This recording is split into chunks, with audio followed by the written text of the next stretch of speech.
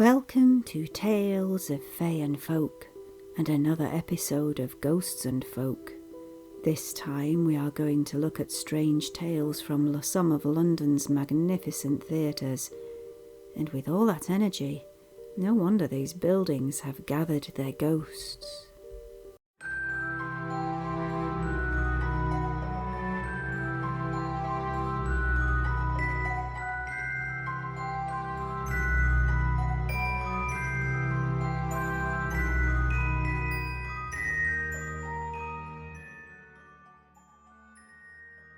Theatres and ghosts seem to go hand in hand. I think that the amount of energy and energetic movement in these places, concentrated for short bursts of time, the dramas, the personal energies building up to permeate the atmosphere for a good performance, lends itself to hauntings. And of course the people who work in the theatre and supremely dedicated to the history of the buildings, the plays or musicals that they are working in. With all of this love for the whole drama of theatre and the buildings themselves, is it any wonder that spirits linger? To be an actor on the stage or a dancer or a singer was rather frowned upon for hundreds of years. Performers seen as roguish people, slightly untrustworthy, fey, the women even regarded as immoral. The theatres and music halls became places of entertainment, sometimes bawdiness and louche behaviour, and yet also acceptance of what was seen as other, or even deviant at the time. And for the hard-working performers, this could be a chance to escape the humdrum or destitution and poverty. What a maelstrom of emotions are brought into these buildings. And then after the performances end, after the stage is swept, the foyers and bars cleaned and the seats plumped, and all becomes silent, who or what remains in these historically grand buildings? We will begin our wander through London's theatreland by visiting Drury Lane and the Theatre Royal. This is London's oldest theatre site, the original building dating back to 1663, and 4 theatres have stood on this spot since then. This was one of the very few theatres given special permission to show what were known as legitimate dramas, plays, as opposed to comedies and vaudeville music hall acts. Drury Lane Theatre, as we now know it, has some of the biggest names associated with it, both in management and performance, including one of the kings of clowns, Joseph Grimaldi. This theatre has always been a favourite of the British royal family, the kings and queens, over its long life being frequent visitors. The most modern incarnation of the Theatre Royal Drury Lane dates back to 1812, and it is this building that we visit today. It was only in the latter part of the 1800s that fortunes began to change, as more effort and money was put into the annual Christmas pantomime, something this theatre became famous for, and bringing in the hugely popular clown Dan Leno. So who are the ghosts of this theatre, known as one of the most haunted in London, and indeed the world? Ghosts that, if seen during a production and its setup, are said to predict a great success for that particular production, or even the actor who witnessed the ghost. The most famous ghost of Drury Lane is the Man in Grey, a spirit who has been sighted for over 200 years. This ghost is seen in daytime hours, usually during matinee performances. Usually he can be seen in the upper circle area, sometimes sitting in one of the seats, but more often wandering from one side of the theatre to the other, where he disappears through one of the theatre walls. He is always described the same, dressed very finely, as of the 1700s, a powdered wig or hair, wearing a tricorn hat, a fancy jacket, and a cape or cloak. He also wears boots for riding and carries a sword. The story of this man is unknown, but legend would have it that he is the spirit of a man who was murdered by one of the theatre managers with a knife. During repair work in 1848, skeletal remains were found within a walled-up side passage. A knife plunged deep between the ribs, and so this body became associated with the man in grey. The remains of the poor man were found near the royal box in the theatre, where the wandering spirit finishes his walk. Intriguing. The legendary ghost hunter Peter Underwood, author of so many books and collector of so many ghost tales, was taken around the Theatre Royal by theatre historian W.J. McQueen, who had witnessed this particular ghost on many occasions, and he showed Peter Underwood the exact spot that the sighting vanishes. He is one of the ghosts who most predicts the successful run of a show. In 1939, the theatre was hosting a show called The Dancing Years. Over half of the cast were gathered on stage for a publicity photo shoot, and all of them witnessed the man in grey. He walked from one side of the theatre to the other, whereupon he disappeared. One morning, as the cleaning team were carrying out their work in the theatre, ready for that day's performances, one of the new cleaners, who had no knowledge of the theatre or of the ghost, saw a figure sat in the end seat of the fourth row of the upper circle. It was 10 in the morning. Nothing was out of the ordinary. Naturally, this lady simply thought he was one of the actors taking a break. She set down her cleaning equipment to have a friendly chat with him, upon which the man vanished in front of her eyes. Looking around in confusion, she saw that same figure disappear into the wall at the side of the circle. In 1735, during a performance of Trick for Trick, a heated argument occurred backstage at the theatre. The actors Charles Macklin, an Irish actor famed for bringing in a more natural style of acting, and Thomas Hallam, who was a well-known and usually a supporting actor, had a furious row about, over all things, a wig. In what was then the scene room of the theatre, they began to quarrel over the wig in front of many witnesses. During the argument, Macklin had shouted, "God damn you for a blackguard, scrub, rascal!" He had raised his cane and thrust it forwards in temper, just as Hallam had sadly turned his head. The cane entered Hallam's face through the eye. Macklin was mortified, paying for a good doctor to attend Hallam, but to no avail. Unfortunately, the actor passed away from his injury a day later. Charles Macklin was tried for murder, conducted his own defence, and was sentenced to the lesser crime of manslaughter.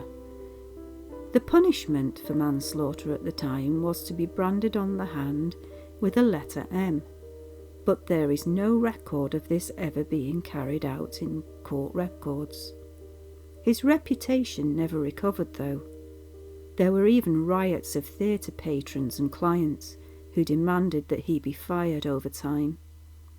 The room that this tragic event took place in is the green room of the theatre, where actors wait for their cue calls or relax before heading onto stage, and the fireplace in this room is where the murder took place.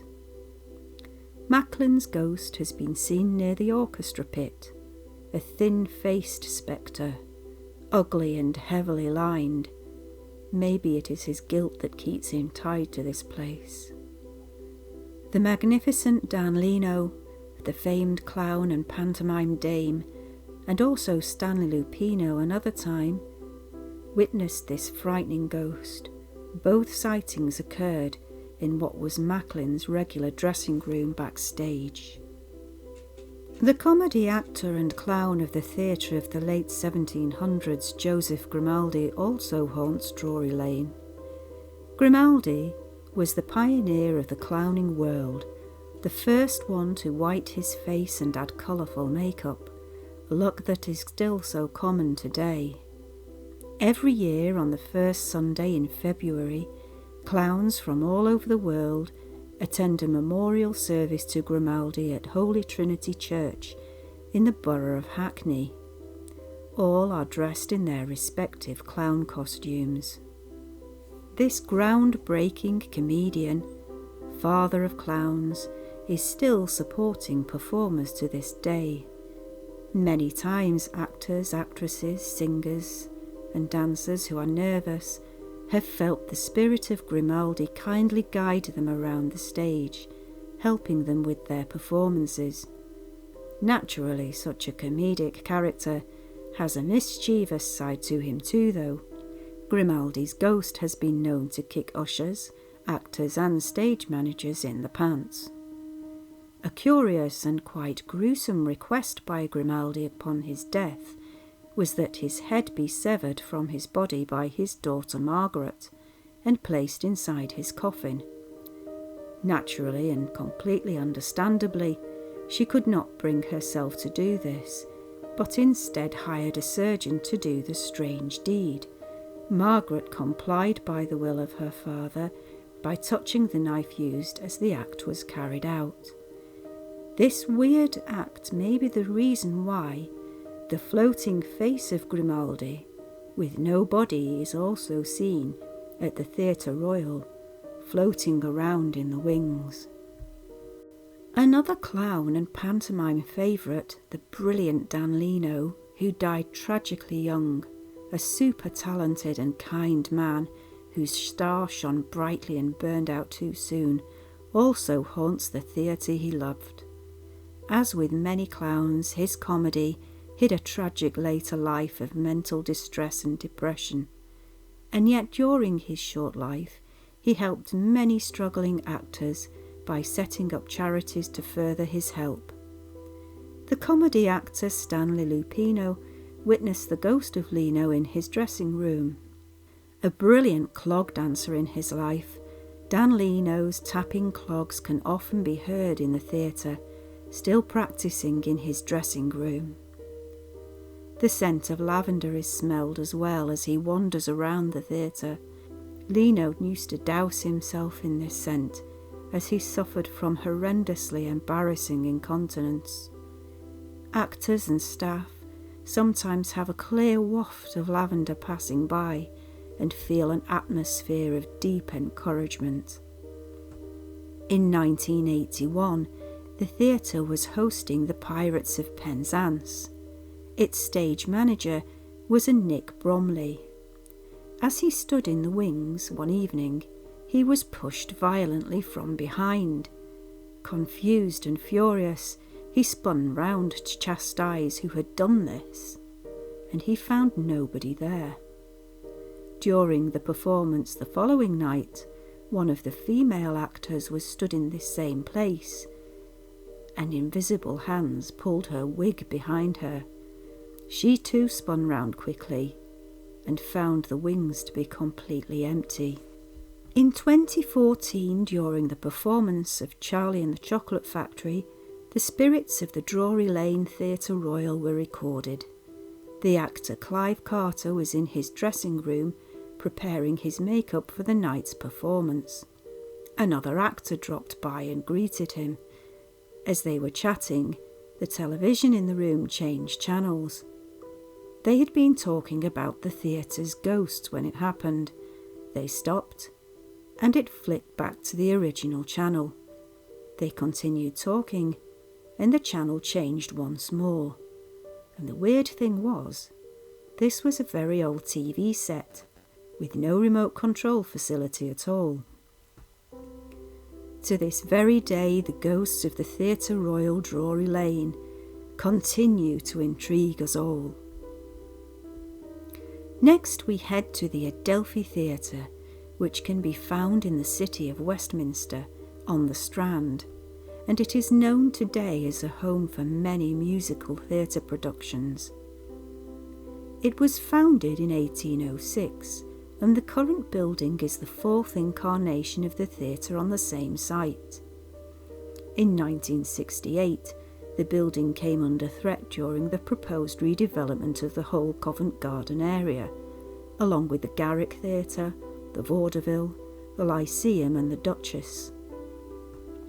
The Musician Union Equity and the Save London Theatres campaign began protests against this redevelopment, and thankfully for all of us, the scheme fell through and all the theatres were saved.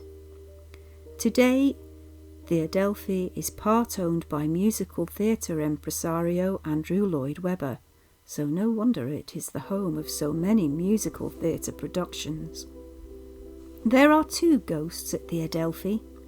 One is the former Shakespearean actor of the late 1700s and early 1800s, Edmund Kean, but the more recognised and prolific one is that of the late 19th century actor, former adventurer and traveller, William Terriss, who was murdered on the 16th of December 1897 by stabbing during the run of his play Secret Service.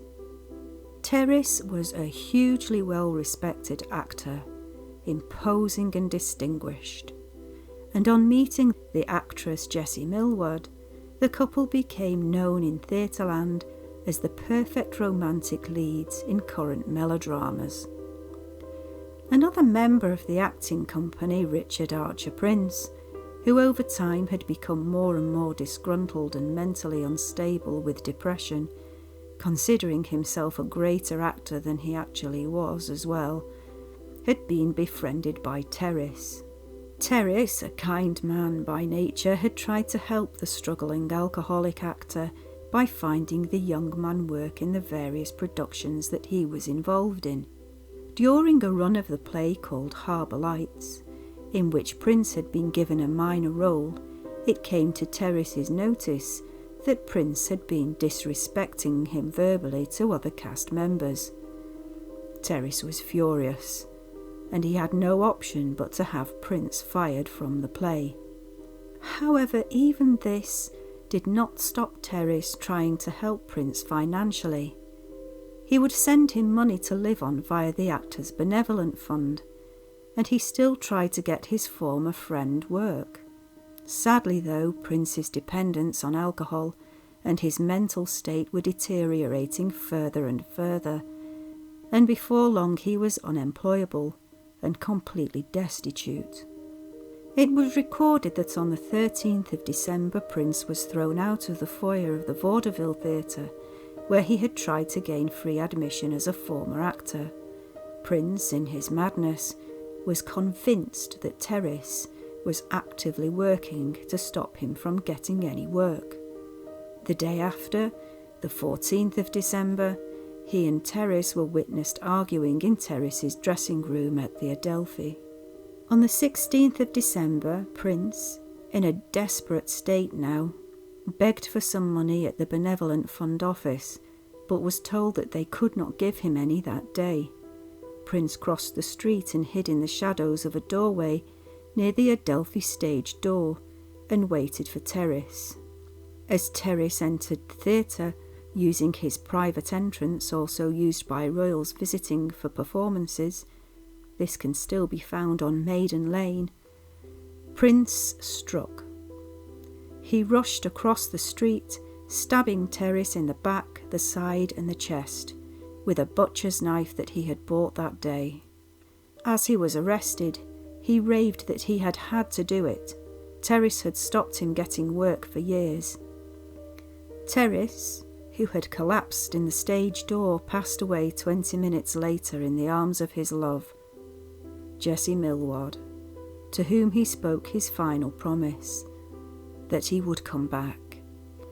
After a sensational trial, as you can imagine, Prince was committed to Broadmoor Mental Hospital for the criminally insane, and he lived there until the day of his death.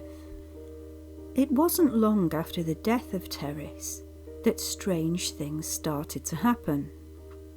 Tappings would be heard coming from his dressing room. Familiar footsteps were heard backstage.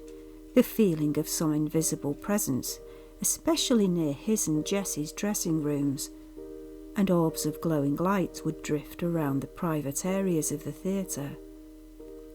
During one of these orb sightings, they were seen to drift together, forming a vague figure of a human that floated over the stage. In 1957, a female visitor to London and the Adelphi, who had no knowledge at all of Terriss or his murder many years before, was walking down Maiden Lane when she bumped into a man, dressed in old-fashioned clothing. She described him as having a faraway look in his eyes, and he seemed almost to drift rather than walk.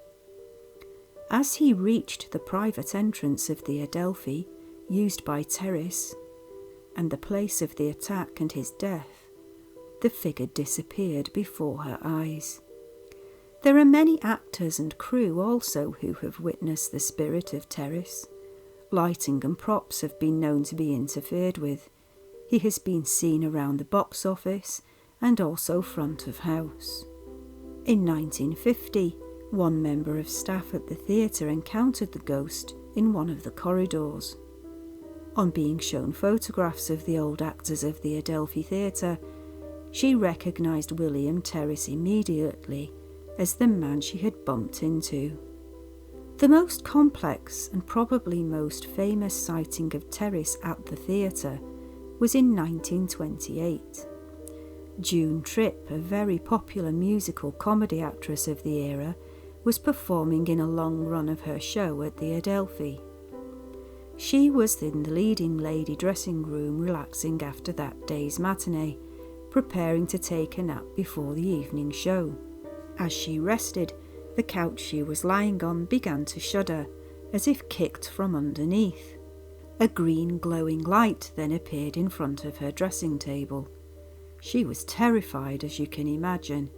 She sprang to her feet and approached the light. She reached out towards it. She felt pressure on her arms as though someone was gripping them. Pressure points even formed on her skin where she felt she had been grabbed. 2 taps then sounded from behind her mirror, and the light completely vanished. Before long, June's dresser, the lady who had come to help her prepare for the evening performance, arrived.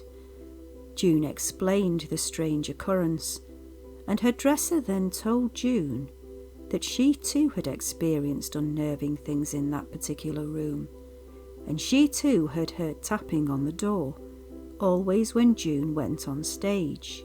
It was known that Terriss, when he was alive, had had the habit of tapping on his leading lady's dressing room door as he passed it, and of course that leading lady was his love Jessie Millward. In 1962, 2 stagehands were working during a performance when the stage went completely dark.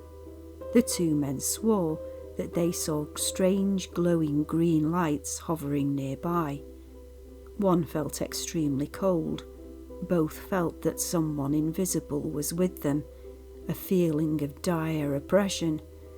Terrified, they asked for different stage duties, but were told it was probably William Terriss, and if so, he meant no harm.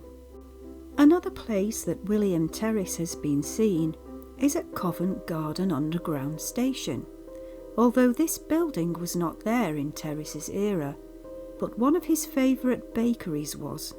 The station is on the site of this favourite place. There have been some strange experience of William Terriss at Covent Garden Underground.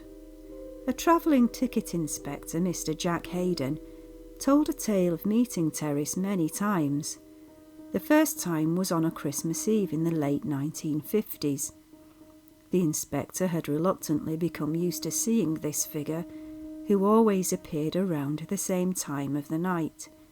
The encounter always heralded by a sudden freezing chill and an oppressive atmosphere.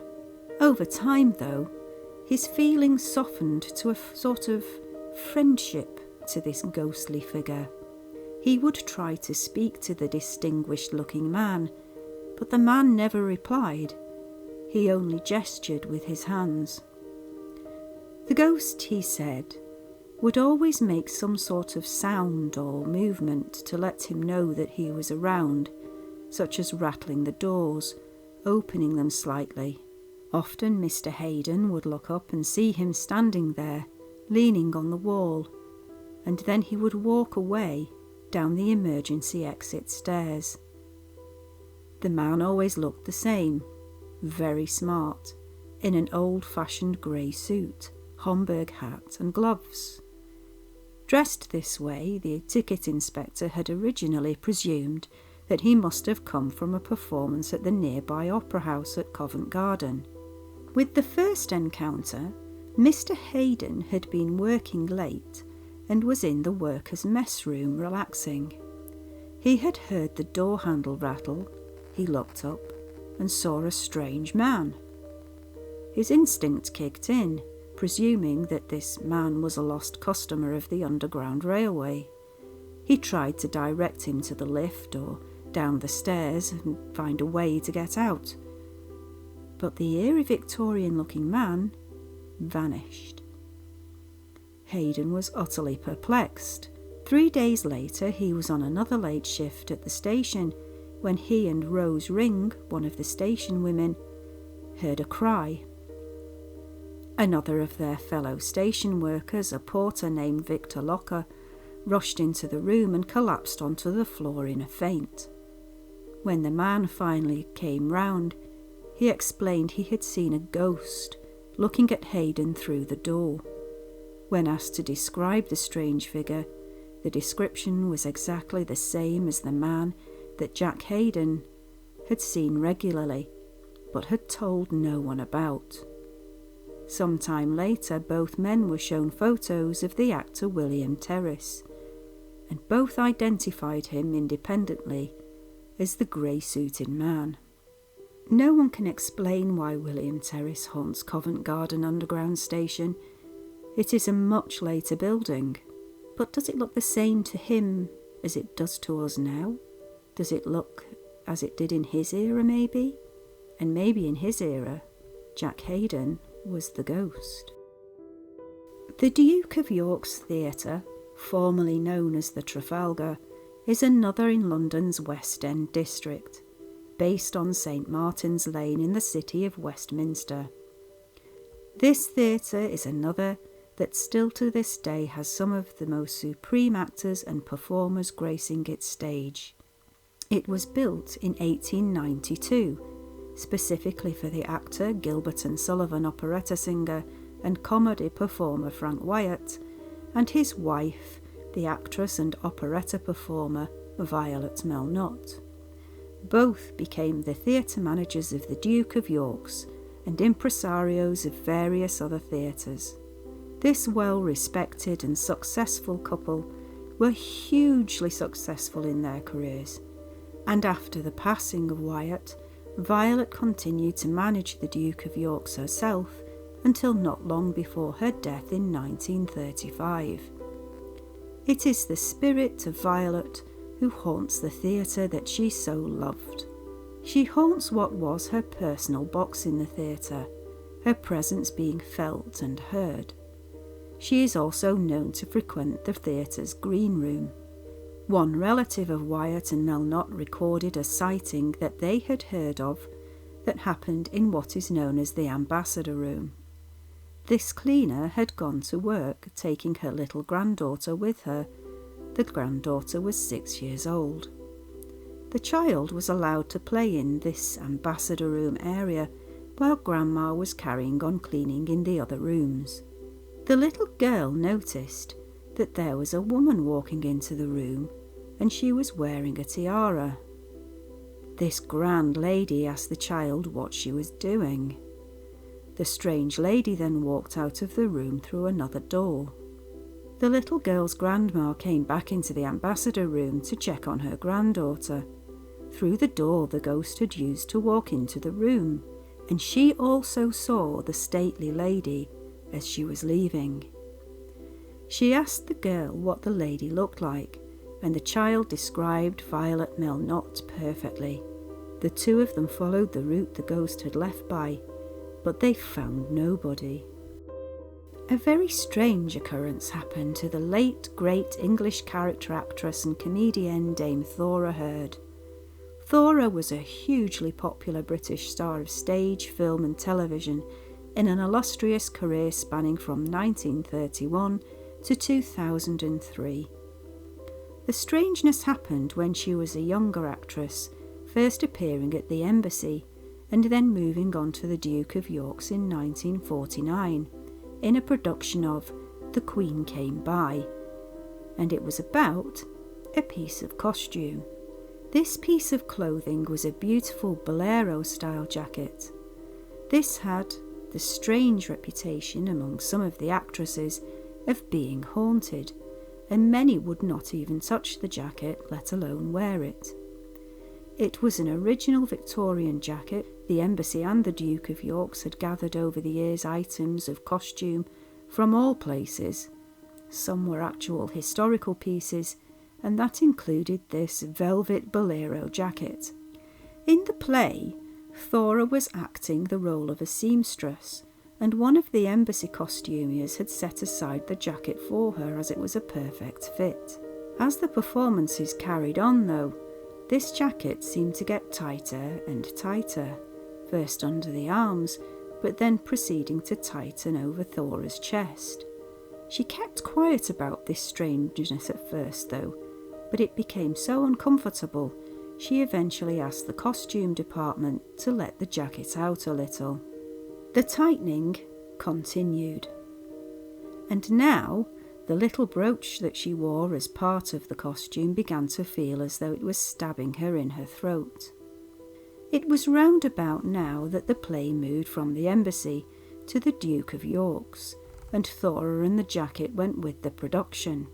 At the Duke's, Thora had enough of the brooch and decided not to wear it again, thinking this would ease the discomfort. The jacket, though, continued its strange squeezing, and now the pressure had changed. Thora could now feel the tightness working its way around her neck.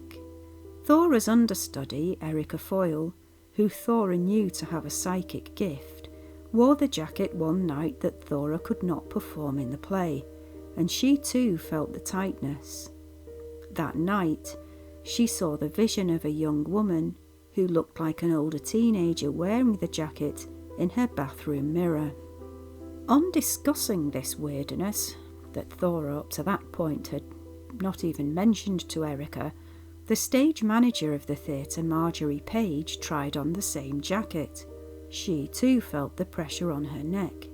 The director's wife, Mary Piffard, tried on the jacket, and she felt nothing. But when she removed the jacket, they found strange, violent red marks all around the woman's throat, as though someone had tried to strangle her. Frederick Piffard decided it was time to do some research and called upon a friend, the paranormal researcher Frank Archer, to organise a séance, and he brought 3 mediums to attend. These mediums went in blind, so to speak, with no knowledge of the recent events of the jacket, or about Thora's experiences, or the other ladies' experiences. The 3 mediums were asked to hold it one at a time and see if they could feel anything about it. The first 2 were rather vague, but the 3rd medium, Ray Morgan, saw with his second sight a young woman. She was between 18 and 20 years old. He had the feeling she was called Edith Merriweather. He could feel intense guilt from her and a rage surrounding her from a lover, at someone called Derek. He then had the chilling experience of feeling her being attacked, a struggle, his hands on her throat, being forced headfirst into a water butt, and her death by drowning. The medium then saw this same Derek remove the woman's body up the stairs to a barely furnished room. Here the poor victim was placed in a blanket and she was abandoned. The vision ended. He told the waiting members of the séance what he had experienced, and the stage manager, Marjorie Page, became animated. She too had seen this in her mind, but thought it must have been her imagination, so at the time she hadn't said anything in case she looked foolish. After the séance, the director's wife tried on the jacket again. This time there was no redness on her neck, but she said she could feel the jacket getting tighter. Thora's friend tried it on, and he collapsed in a faint. Ivan Staff, another actor in the production, tried on the jacket. He felt absolutely nothing. Archer decided that this could all be suggestion after the tale of the medium, and so a plan was made to try the jacket's effect on complete strangers. By now it had passed midnight. Archer and a journalist who was in attendance decided to go into the street and see if they could find completely unwitting volunteers to become part of the experiment. Obviously, these volunteers would be told nothing of the jacket, or the production, or its history. At Trafalgar Square, the two men approached a young couple who agreed to head back to the Duke of York's with them. The young woman tried on the jacket and felt absolutely nothing. Next, the jacket was handed to the young man. He placed his hand on it. A disturbed look passed over his face. He felt an urge to grab it. Touching the other sleeve, he stroked further and further up the jacket and then pulled his hand away in horror. He explained that as he was touching the fabric of the jacket, he began to have an increasing urge to strangle his girlfriend. He tried on the jacket, and he began to feel the tightening. He explained he felt something sinister, like death, as if someone was trying to kill him, but in a just way. He had felt this message but had absolutely no idea what it meant. After all this, the jacket was discarded, and it's hardly surprising. No one knows where it is to this day, but the last notice of it was that it had been sent, with other costumes, to a costume department in Hollywood. Gosh, I enjoyed researching this collection of strange theatre ghost stories. All of them are true and very well documented. Theatres are strange places, aren't they? All that life and energy in them in an intense burst, and then complete stillness and quietness.